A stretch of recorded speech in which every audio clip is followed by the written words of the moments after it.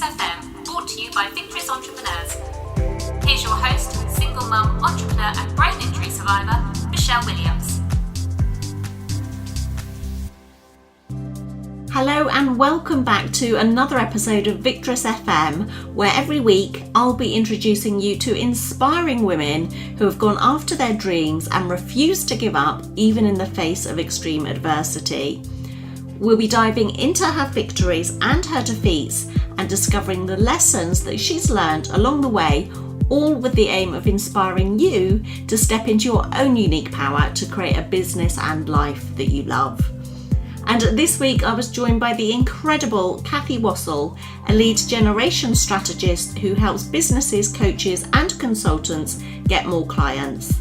Cathy runs Socially Contented, a social media agency which specialises in Facebook ads and LinkedIn. And in this episode, we discuss some of the biggest mistakes that Cathy sees many small business owners making with their social media marketing and how to avoid them. I found this episode with Cathy so enlightening and so valuable, and I hope that you do too.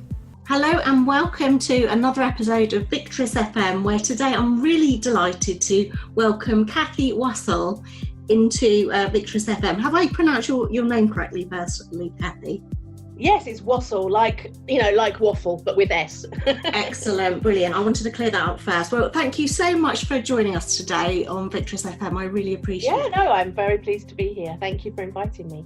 Well, excellent. So, as you know, this podcast is all about celebrating women's triumph over adversity and really digging into, how sometimes those adversities actually shape us and help us on our entrepreneurial journey. And I know you've had quite a tough time, so I wonder if you wouldn't mind explaining a little bit about your victory story and how that's really led you to the path that you're now on today. Yeah, sure. So I've been in marketing for about 24 years now. I went to university and I got a job in Japan, teaching English in Japan for 3 years, and then came back, did a master's in Japanese, which is now completely wasted, and got a job straight away with a Japanese book chain. And I was with them for 19 years in the end.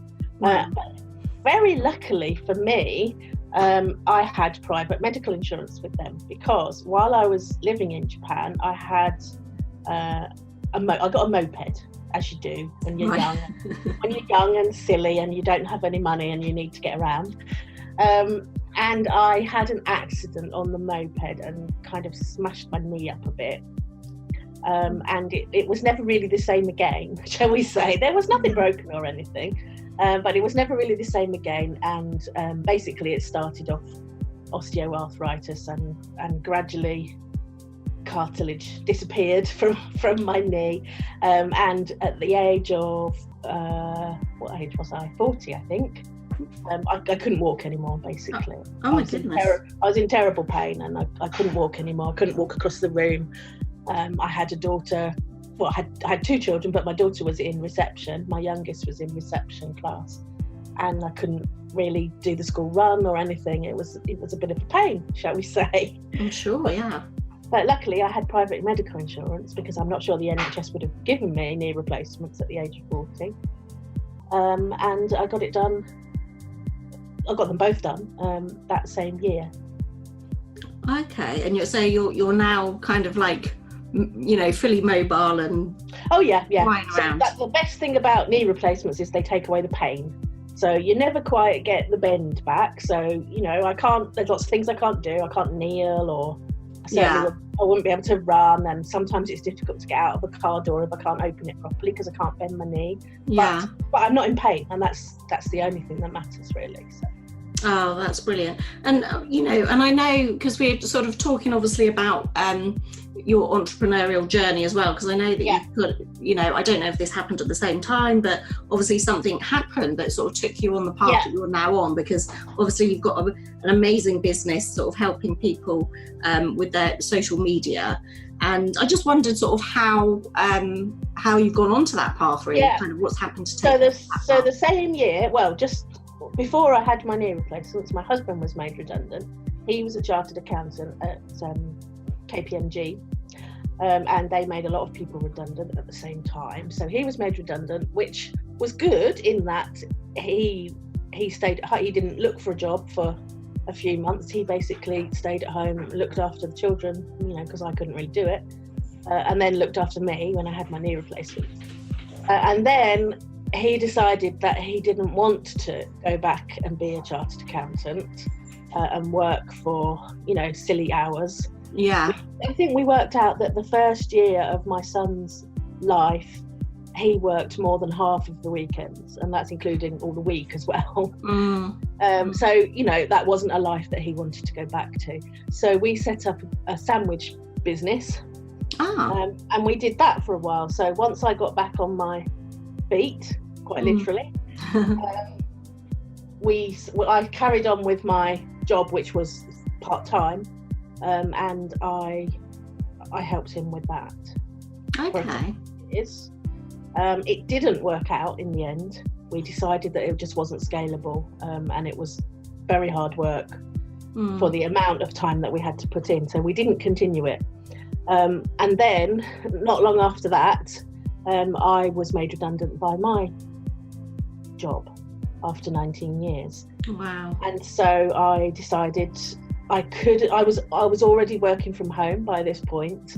In fact, I had worked from home for, I think, 15 of those, no, maybe not that many, at least 13 of those 19 years.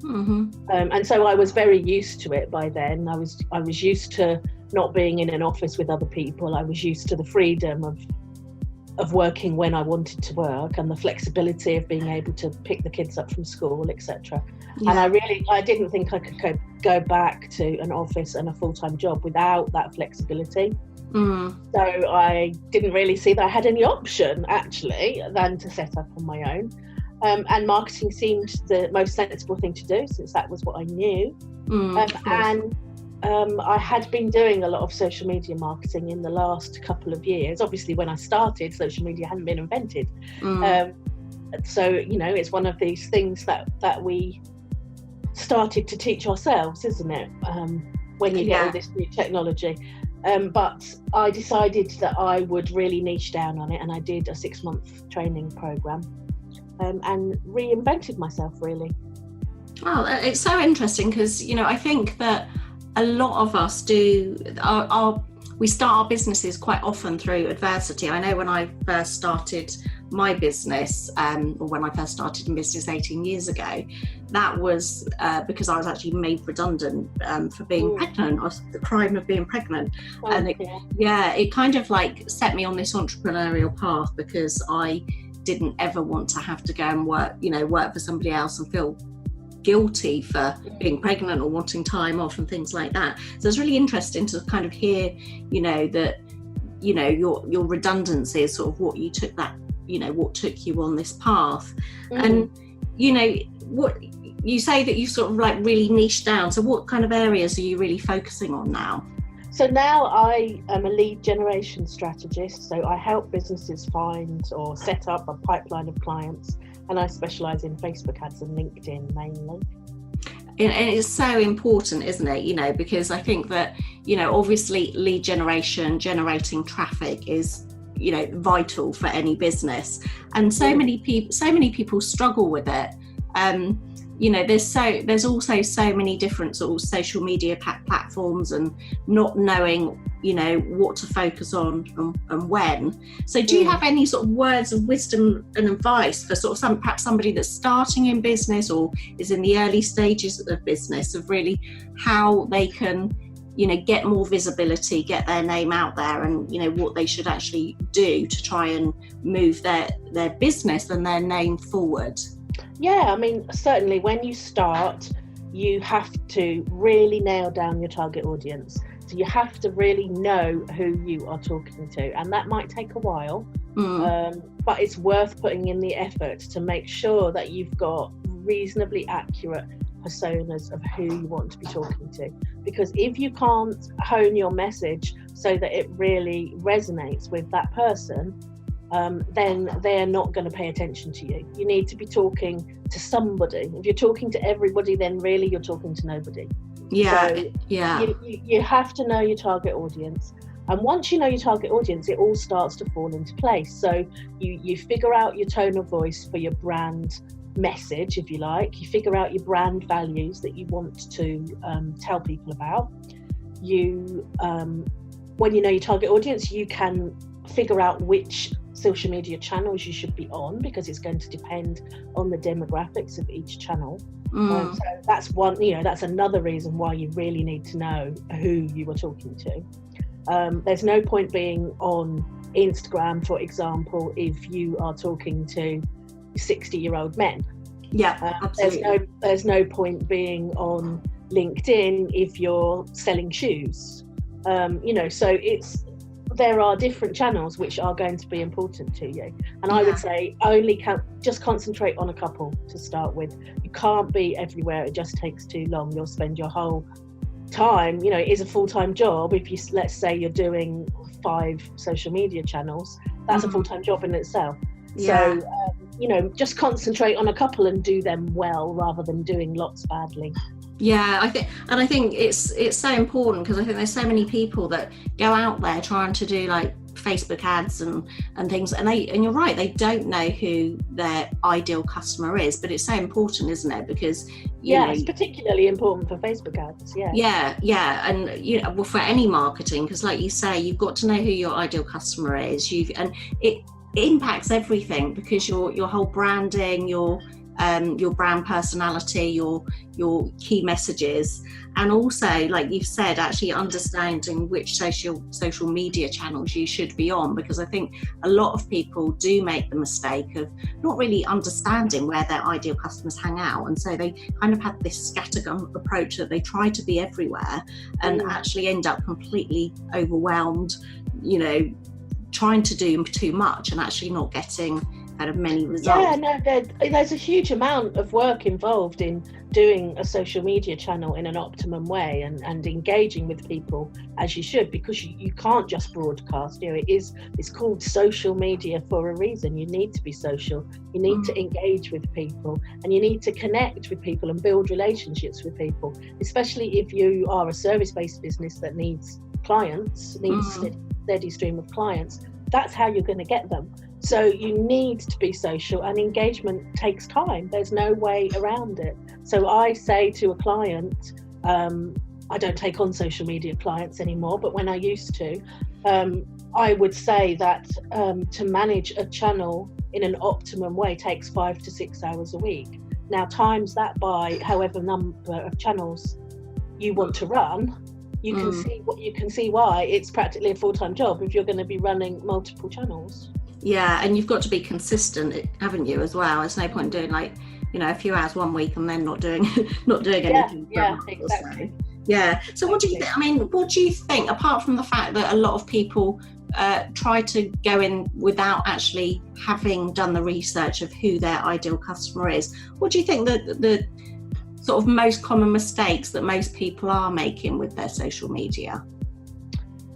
When I look at small businesses, the most common mistake is probably not being consistent, and then definitely broadcasting only rather than engaging. The number of small businesses that only talk about themselves and only talk about their products or services or offers and don't engage with their customers is absolutely unbelievable. And we're talking big companies as well, who might have some kind of social media crisis, but they're ignoring all of the engagement that they're getting from people, stuff like that. If you've got a social media crisis, you're getting a lot of negative comments. You need to address it, and you need to address it fast. And there is a lot of businesses out there that don't understand that, and that can destroy a reputation overnight. Oh, absolutely. I have seen it with big companies as well, and it's just so important, isn't it? So, I mean, obviously, I know that you've made this business into a huge success, despite, you know, those adversities that you've been through with your, you know, your knee replacements and obviously the redundancy and things. So how have you done that? I'm just like really interested in the mindset of you know, really successful entrepreneurs, you know. It's funny you should say mindset, because I do think that that's really, really important.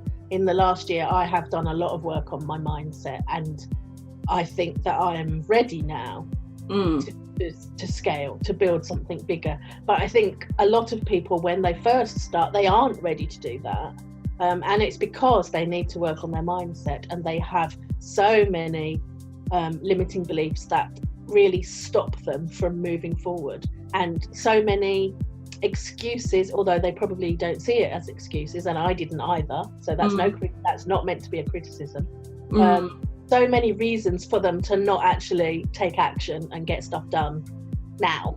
Yeah, and when you say excuses, and I know what you're saying, what you mean, but when you say excuses, is this quite, because I've done this myself, is it excuses actually when you're kind of trying to put yourself out of your comfort zone and you're perhaps a little bit too afraid to do something, and so you make excuses to yourself? Yes, in my membership group, we are always telling our members that they need to put themselves slightly out of their comfort zone. We're not trying to push them way out, but they need to go slightly out of their comfort zone in order to grow, because nothing grows in a comfort zone. You know, no. It stays nice and comfortable, but it doesn't grow. So people, you do need, when you start a business, you do need to push yourself out of your comfort zone a bit. I do think that you shouldn't go way out until you're ready, because that's just overwhelming.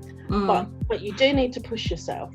But you also need to look at the things that you're saying to yourself as a reason why you can't do something. So if you're saying that you don't have enough time, which I say a lot as well, is that really that you don't have enough time? Have you really taken on too much? Or could you be focusing a lot better and really concentrating on getting something done instead of being distracted by other things? Are you being distracted by your notifications on social media, for example? Yeah, because I think sometimes if there's something that we know that we should be doing in our business, and perhaps it's something quite big that maybe feels a little bit overwhelming, it's easy, isn't it, to focus on perhaps the small, more tactical. Yeah, we're all guilty of this, aren't we? We're all guilty of it. We procrastinate and we put off the icky things that make us uncomfortable, and we do the small things so that we can tick them off our list. And it's great, and you get all these small things ticked off your list, but the big thing is still lurking there. And it was still there last week or last month or the month before. And it's often those big scary things that will actually propel us and sort of take us to where we want to be, is really. I mean, I don't know how you've overcome those. One thing that I tend to do is time block. And it was because I read this book, I don't know if you've read it, but I'll mention it here for anyone that's interested. And actually it's called The 12-Week Year.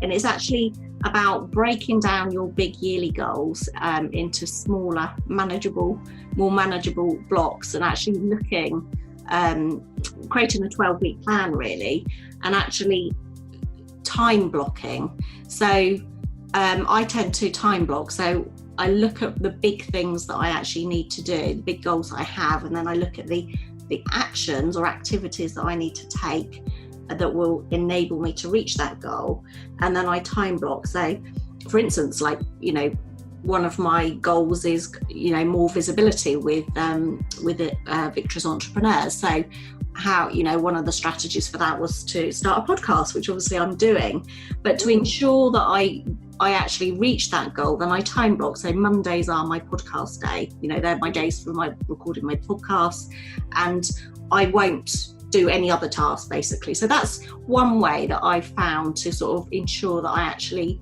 stay focused on my bigger goals. Do you have any sort of like tips or strategies that you use? Yes, I use the Pomodoro technique. So I believe that it's 25 minutes stretches that you're supposed to do. I do longer than that.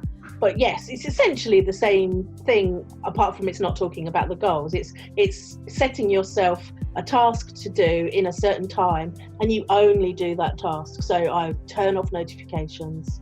I wouldn't answer the phone. I make sure that I've got that whole block of time for doing that particular task that has been set. And that is definitely a good way of focusing. However, I do have my eye on the 12-week year, and I probably am going to start.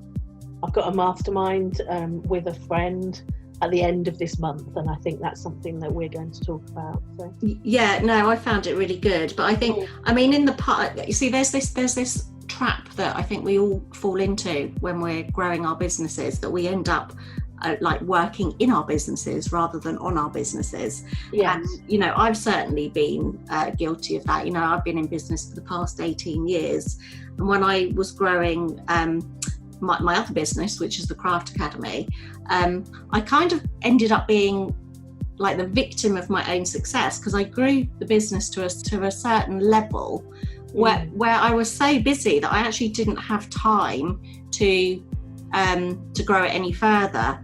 So and I was overwhelmed with emails and messages coming in, and I kind of almost was a little bit of a control freak, to be honest. I sort of like, I didn't think anybody else would be able to do the job as well as I could. But actually that's just a really bad way of looking at things, because if you stay doing the things yourself, then of course there's only 24 hours in the day, and you're going to limit yourself and your business growth, and you're going to really burn out as well.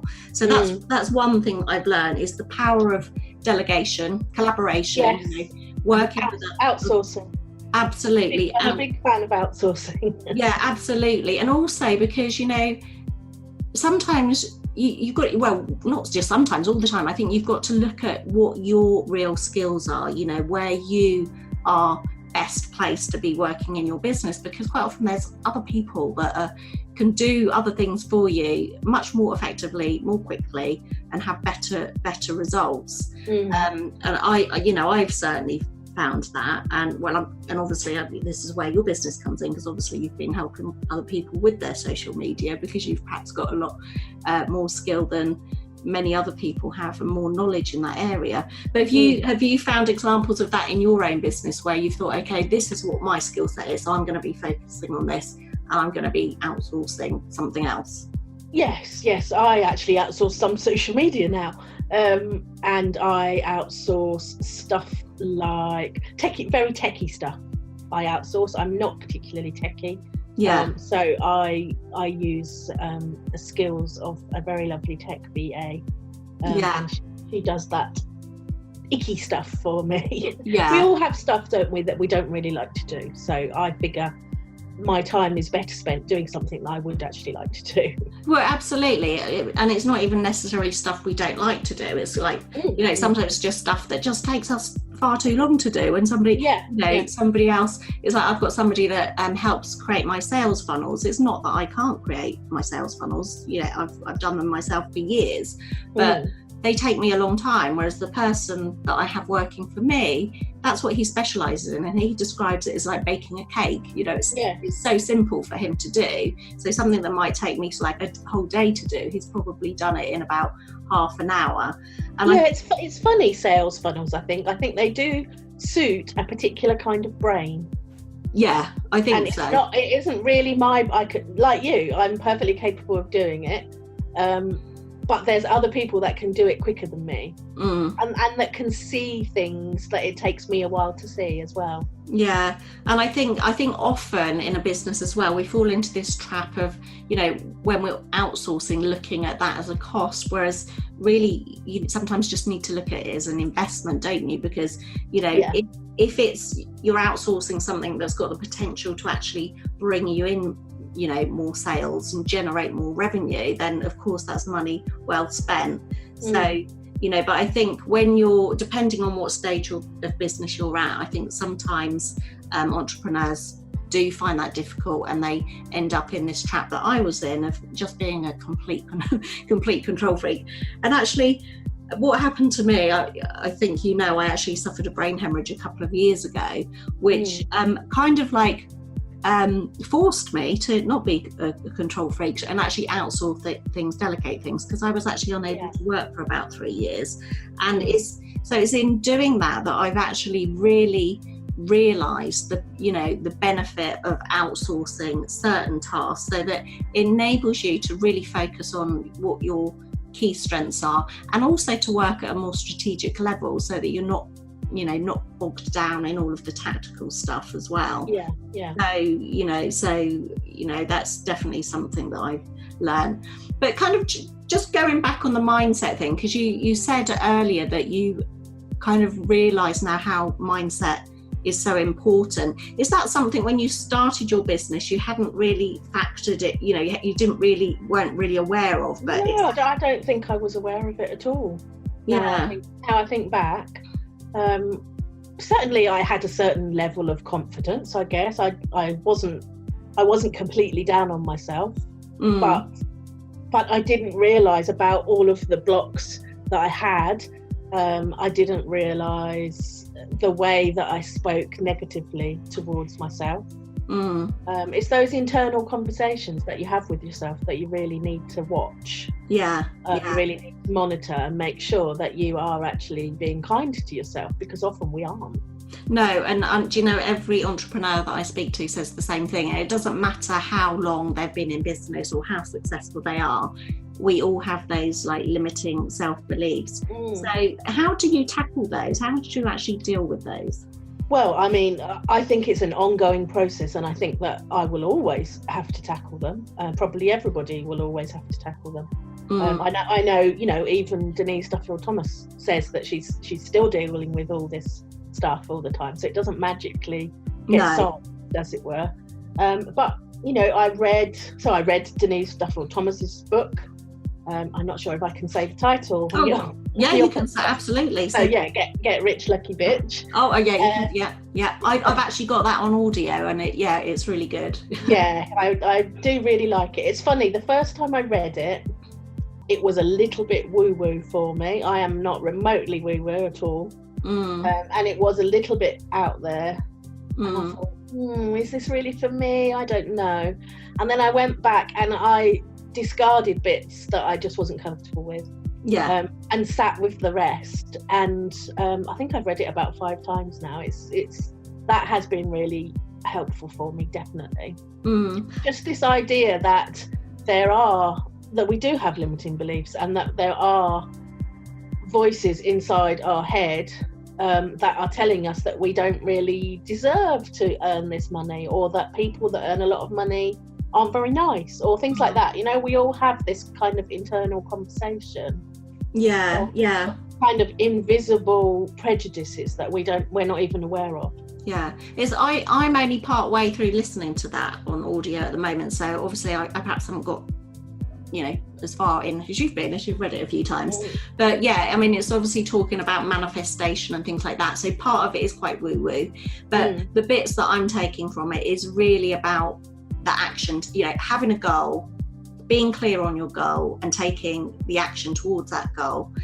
That's kind of how I work. I'm not what you'd call a woo-woo person, but I do believe in having a positive mindset, having a clear vision, taking action towards your goals. I mean, one of the first personal development things that I ever read was Napoleon Hill. I don't know if you've read that, Think and Grow Rich. And it's really about having a burning desire and taking the steps towards that burning desire. And so I tend to sort of focus on that, and Napoleon Hill, talks about the importance of masterminds as well, and surrounding yourself with like-minded people, will really spur you on and also hold you accountable. And you mentioned a little while ago that you also have a mastermind as well. So how does that type of thing help you on your business journey and success development as well?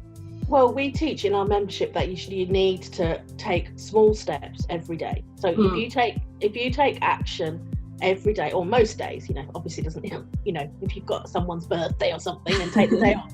But, most days, take small steps, and all of those small steps add up, and that you're taking action, you're moving the needle, you are moving forward with your business. If you don't take any action, you will never get anywhere. So you have to take action.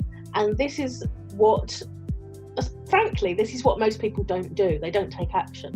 So they read all of the books, they buy all of the courses, they listen to all of the podcasts, but they don't actually take any action themselves. So that is the one main thing that we like to get across, is that you must take action. And so obviously that is what I am making myself do. So 3 things, we ask them for 3 things at the beginning of the week that they want to get accomplished this week. Like, if they don't do anything else, they want to get these 3 things accomplished. And then we hold them accountable for it on Friday. Obviously, we don't send them to prison or anything if they don't do it, but it's just being asked on a forum whether you've done it or not is a bit of accountability, and it might make you do it. Obviously, some people don't, and there's nothing that I can do about that. I can't make somebody take action. That's on them. They have to do that themselves, just like I have to do it myself. No matter how many podcasts I listen to, or how many high-level membership programs I buy into, if I'm not taking the action, then my business is not going to grow.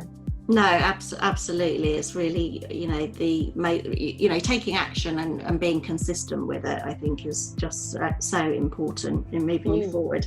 So can you tell us a little bit more about, obviously, how you actually help people? You've talked about, obviously, you help with social media, and you've talked about your membership site. So can you just tell us a little bit more about that, please? Yeah, sure. So I have a social media agency, Socially Contented. So within that, I do take on social media clients, and my team will run them.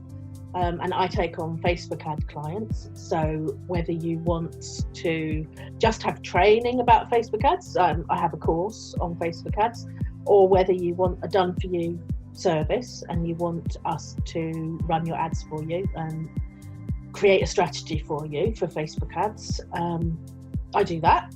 I also have a LinkedIn course, and I offer power hours on social media, mainly Facebook ads and LinkedIn and Pinterest. There's quite a lot of interest now on Pinterest as well. And I know that you use Pinterest a lot, don't you? Well, I haven't used it as much as I should have done in the past, but for my business, the Craft Academy, they're all very, very visual type products. So I should have been using it much, longer ago than I have done. But yeah, certainly. I mean, I use Facebook ads, and it's great. In the past, I used to do quite a lot of, I think when I started, I did sort of like Google pay-per-click ads and things like that. But in my original business, the Craft Academy, is very niche, and so I was able to get up onto the search engines fairly quickly and easily, because I'm in kind of such a niche sector.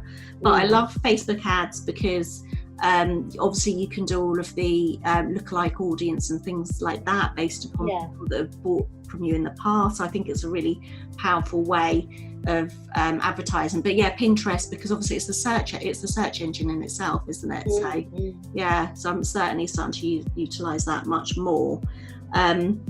But yeah, and you mentioned your membership site as well. So how, what does that? Yeah, so I also run a membership site called Go With The Pro, with 3 other co-founders, and we generally our members are in their first 2 years of business, so pretty new, and we basically support them from everything from launching to running to growing their business. So everything within that. So it could be something like building a website, it could be any kind of marketing, it could be Pinterest, it could be accounts, but also quite heavily into mindset and productivity as well, because they do need those. Yeah, absolutely. In order to grow their business. Yeah, absolutely. And I think a lot of people do come into business not really realizing that. And I think some people have got quite I would say I'm a naturally very resilient person. I say naturally. I think some part of that is kind of because I've had to be. I think, this is where the Victress FM comes from, because I think that in my life I've had to deal with sex discrimination. I'd lost my job for being pregnant, and I went through a sex discrimination tribunal, which I won, but unfortunately I lost my baby in the process. That's kind of what set me on my entrepreneurial path. I've also gone through divorce, single parenthood, brain hemorrhage, and all of these things. But I feel like a lot of those adversities that I've gone through have actually made me a stronger person. And I think, and this is really why I wanted to start Victress FM, because I want all women to realise that whatever we go through in our lives, we have the choice to decide whether we want to be the victim or victress of our own experiences. And but I think it's a choice of whether we want to stay in the victim mindset, or if we want to look for the learnings or the lessons or whatever you want to call it in some of the adversities that that we've been through. So do you feel, obviously because you've gone through adversity with your health, your knee replacement, redundancy, do you find that that those things have actually made you stronger and perhaps put you on a bigger and brighter path sometimes? Yeah, I would say so. I mean, I think when your back's against the wall, you have to come out fighting, don't you? Yeah. So I think there are different kinds of people. I think for a start, there are people that are more positive than others naturally. So I think I would say that I am a glass half full kind of person. Yeah. My husband definitely isn't. Well, they do say opposites attract, so hopefully that's right. Yeah, but he has changed a lot. He has become a lot less, I was going to say a lot more positive. I'm not sure that's true, but a lot less negative anyway. Right. Mm-hmm. And he has focused on being grateful for things. That really helped him. He had a bit of a breakdown quite a few years ago, and that really, really helped him to focus on something that he could actually be grateful for. Mindfulness, basically. Yeah. And it did really, really help. And seeing him improve like that has made me believe that being grateful for things is important, and I do try to do that. I try to journal. I have to say I haven't been very good at it in the last month or so, but before that I was pretty good. And I did try to find things that had gone well in the day, things that could be improved in the day, and just focusing on things like that makes you concentrate on the things that matter, I think, rather than getting bogged down in the things that really don't, in a month's time, if you won't be bothered about it in a month's time, then why worry about it now? Yeah.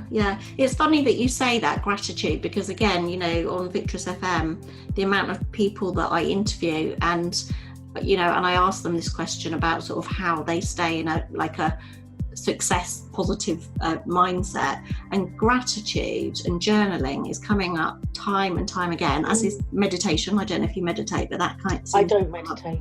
No, meditate is step too woo-woo for me. No. Well, I think some of the people that I've spoken to have because I don't meditate, but I am actually trying to start doing it, only because I'm somebody that finds it very difficult to switch off. Me too. And my brain is too busy, and having been what I've been through with a brain hemorrhage, I do feel like, okay, I need to try to switch off. And so from a health benefit, I want to do it. But also I think sometimes if your brain is too busy, sometimes you can't see the wood for the trees. So sometimes I think you need to empty your mind, almost let it go. I tend to do that through walking. So if my head's feeling like foggy and I've just got too much going on, I go out for a nice walk with my dogs, and that's kind of for me, that I guess that's my meditation. But I do practice gratitude as well, and so one of my rituals, my daily rituals, is to actually get up an hour early than I used to and go out for a walk, like 3-mile walk with my dogs. And I like to do it when the sun's rising, because it just, again, it helps you feel grateful. And I think particularly what I've been through with my, near-death experience with my brain hemorrhage, I'm grateful every day, the fact that I'm got to live, another day, because obviously tomorrow isn't promised. And, what I survived is something that not many people do. So I always start the day getting up, putting my feet on the ground, going for a walk, and actually, just feeling so grateful for what I do have in my life. And I think that really is such a valuable thing for everybody to do. So it's interesting that you mentioned that about your husband. I think there's nothing worse than starting the day in a negative frame of mind. No, absolutely. So any kind of positivity you can grab, I think, is a good plan. Yeah, definitely. Even if it's like a piece of feel-good music or something, or, an inspirational podcast or an inspirational book. We've talked about, one of my questions is normally kind of what books you read, and you've mentioned Get Rich Lucky Bitch as well. And I tend to either not so much read books now since my brain hemorrhage, but I tend to sort of listen on audio and things like that, and I think that really, really helps. But are there any other sort of like rituals or routines that you have that kind of keep you in that positive frame of mind and focused on success? I like to read business books as well that kind of uplift me. I don't want them to be too techy. I don't want them to be too academic, if you like, but I do want them to offer some practical help. So actually I like Playing Big at the moment. That's my current favourite. Okay, who's the author of that one? I'm not sure how to pronounce her surname. Mohr, Mohr, anyway. Oh, okay. Yeah. That's really good, and particularly relevant to, it's really talking about women, and how, traditionally we haven't wanted to play big, if you like. We've kind of stayed small because that was how we were brought up. Yeah. And now, we're coming out, we're playing big. And I think that's fabulous. It's amazing, isn't it? And I think that, certainly when I look back, I'm 50 now, but when I think back to when I was at school, because I've got 2 sons, they're 21 and 17. My eldest son is just about to finish a 4-year engineering apprenticeship. And my 17-year-old is kind of like struggling, not knowing what he wants to do. But in the course of trying to help him think about what he wants to do, there's so many, I feel like, with the internet and everything, there's so many more opportunities, I think, for people than perhaps there were back when I was at school, because loads more. certainly as a young girl back then, we weren't really, I don't know if it was from the fact, my family are lovely, but I don't think they had any high levels of expectation for the girl. I'm basically one of 4 siblings, had 2 brothers and a sister, and I don't think that they had particularly high expectations for us girls for some reason, because it was just back in that generation where you were gonna get married and have children, so it didn't really matter whether you had a brilliant career or not. But from my point of view, one of the reasons that I love entrepreneurship for women is, one, that independence that it gives us, that like financial independence, but also the self-worth that you get from it. Because I've gone through different seasons of my life. I mentioned sort of briefly about being going through a divorce and single parenthood, and I think women quite often go through stages where they lose a lot of their confidence and also their sense of identity, whether that's relating to having children or if they've gone through a divorce or whatever it is. But I do feel that quite often we do lose a sense of who we are, and with that our confidence as well. And what I discovered is that it was my entrepreneurial journey that really allowed me to discover who I was and what I was capable of, really. And I think that's what's kind of given me my confidence. So have you found that with running your business as well? Yeah, I think that was always in me. So when I was in my employed role, I did a lot of other stuff as well. You know, I was the chair of the PTA, you know, all that stuff, organising events and things. It's that phrase, isn't it? If you want to get something done, give the job to a busy person. Yeah. And that's very true. There are people. I mean, the person who took over the PTA from me had 5 children. You know, you'd have thought that she was busy enough, quite frankly. I think she took it over when she was pregnant as well. And she was just one of those people who got things done. And there are those people, and, you know, if they take the right path in life, I think they'll be very successful. Obviously, at the time, I wasn't taking the right path in life, and I wish that I'd started my business much earlier. You know, really, I was just treading water. I kind of had, I suppose you might call them, golden handcuffs. Not that I was earning tons of money or anything, but my job had been in London, and obviously I had London waiting and everything. But when I moved to Stratford-upon-Avon, I kept the same job and I kept the same salary. So I was being paid a London salary for not having to commute and not living in London. So that was great. Yeah. And it was very easy, and I really liked it. And so it kept me there perhaps much longer than it should have done.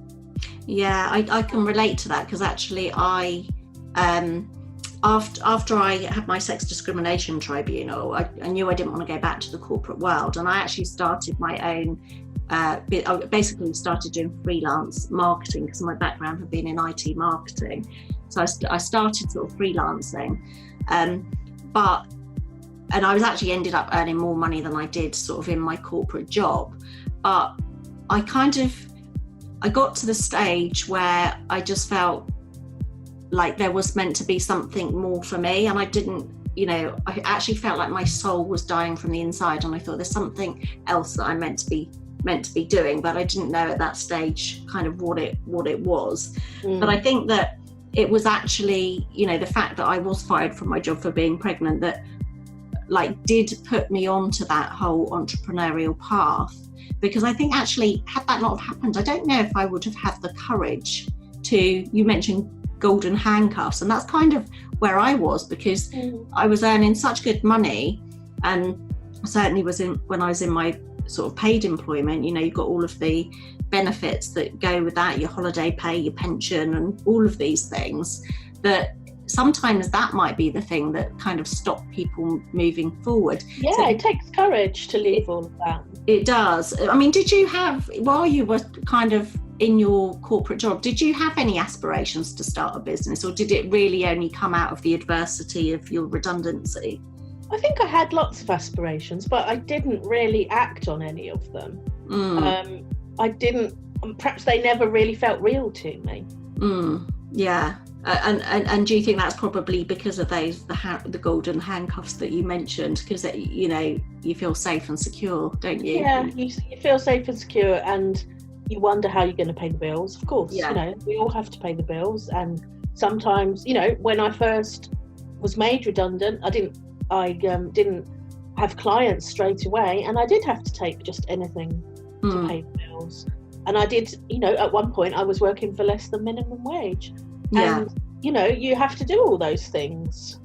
Yeah, because, I think, you know, your mortgage payment's coming out of your bank account, whether your business is successful or not. So Yeah, I think, you know, when you're starting a business, you need to take a long-term view of it, because there's no such thing as an overnight success, is there? You know, no, not at all. It takes a lot of hard work, a lot of determination, a lot of resilience, and, you know, and perhaps in the start, a lot of working for not very much financial reward in the beginning. So you do need to, you know, really dream big, but have a long-term view of how this is going to happen for you.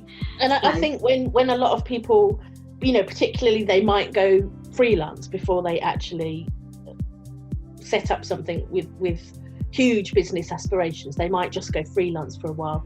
And that can be a big shock when you've been in a corporate environment. People probably haven't worked from home before. They haven't worked for themselves before. They haven't been without, you know, all the different departments that support you when you're in a big corporate organisation, particularly the IT department. Yeah. Excuse me. Let's face it, we would all like an IT department, wouldn't we? Absolutely. So it can be a big shock, and it can also be very lonely as well. Yeah, entrepreneurial loneliness is a real thing, which I think is why it's so great, if you can become part of a business community, whether that's sort of local networking or an online community that you can be part with, to get that ongoing support and encouragement. And also, like we've mentioned, sort of masterminding as well. I've been part of a few mastermind groups, and it's so valuable to get other people's perspectives on things as well, don't you? Yes, definitely. Yes, you come up with all kinds of things that you just don't come up with on your own. Yeah, I think so. I think, again, in the past, I didn't, when I first started my business, I didn't get involved in any masterminding for several years, to be honest, but I kind of, when I look back, I wish that I had, because I would have grown a lot quicker, because just having that wealth of information, or a fresh sort of set of eyes to look at what you're trying to do and give you ideas is so valuable. So that's kind of like a bit of advice I would probably give myself if I were to look back, is start sort of networking, joining sort of entrepreneurial groups and masterminding. That's a bit of advice that I would give myself. But if you could go back and give your younger self a really good piece of advice about your business and your business journey, what would it be?